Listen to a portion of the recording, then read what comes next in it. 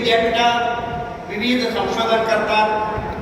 शिवाजी विद्यापीठ सांगली, सातारा, कोल्हापूर या विभागामध्ये शैक्षणिक आणि संशोधनाचं काम करतं.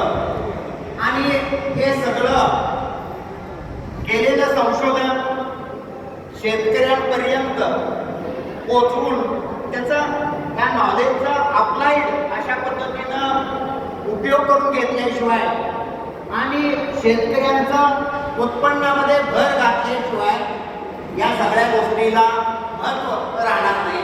ह्या सगळ्याचा विचार करून त्या सगळ्यांच्या समन्वयानं आजची ही कार्यशाळा संपन्न होते आहे.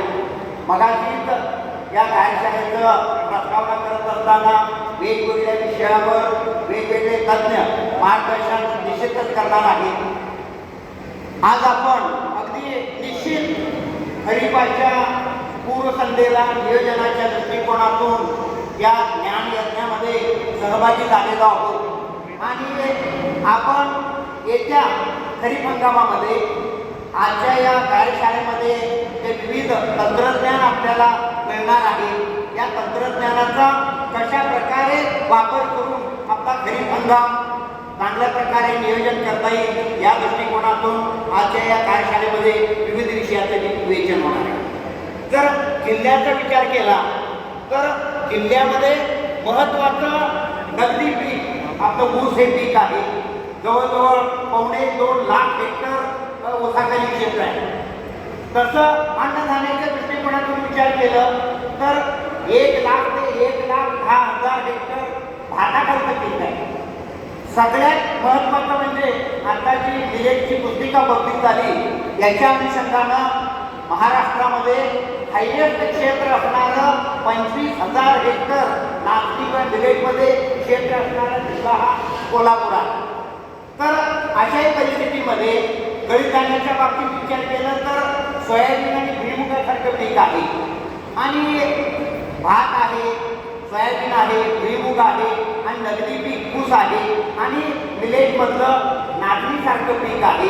या विविध पिकांबरोबरच आपल्याकडे हॉर्टिकल्चरमध्ये मोठ्या प्रमाणामध्ये काजूसारखा पीक आहे. त्याच्यावर मोठ्या प्रमाणात काजूचं उत्पादन होतं, त्याच्यावर प्रक्रिया होते. आणि सगळ्यात आनंदाची सांगायची बाब म्हणजे कोल्हापूर जिल्हा PMFPDच्या माध्यमातून देशामध्ये 1 नंबरचं स्थान मिळवलेलं आहे.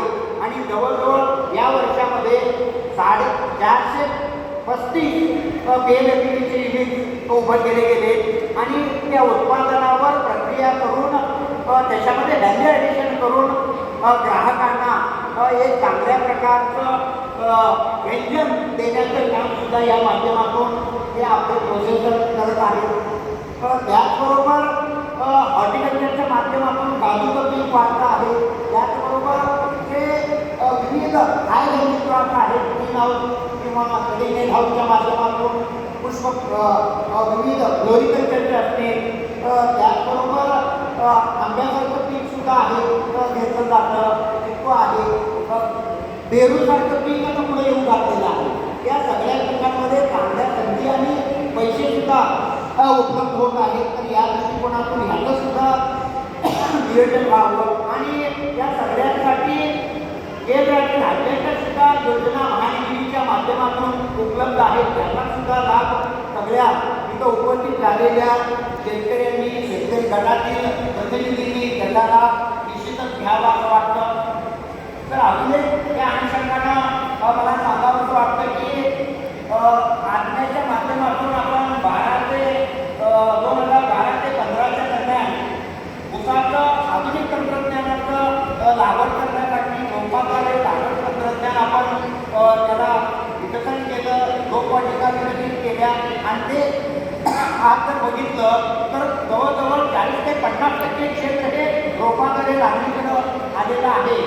आणि या माध्यमातून शेतकरी असतील, शेतकरी गट असेल यांच्या माध्यमातून रोपवाटिकेच्या माध्यमातून फार मोठ्या प्रमाणात जवळजवळ 1,000 ते 1,500 कोटीचा वार्षिक गाडीचा व्यवसाय कोल्हापूर जिल्ह्यामध्ये किंवा कोल्हापूर विभागामध्ये निर्माण झालेला आहे.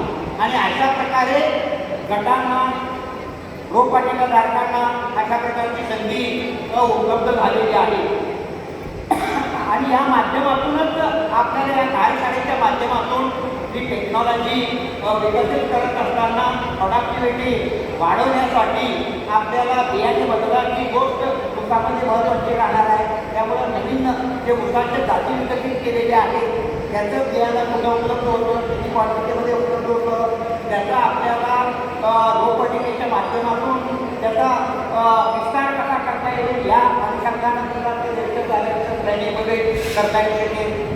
सगळ्यात आनंदाची गोष्ट मगाशी मी आपल्याला एकानं सांगत होतो की महाराष्ट्र शासन आणि पाणी फाउंडेशन यांच्या संयुक्त विद्यमाने फार्मर कप स्पर्धा त्या गेल्या वर्षापासून आपण नियोजन करतो आणि यावर्षी राज्यातील सर्वच तालुक्यामध्ये त्याचं इम्प्लिमेंटेशन होणार आहे.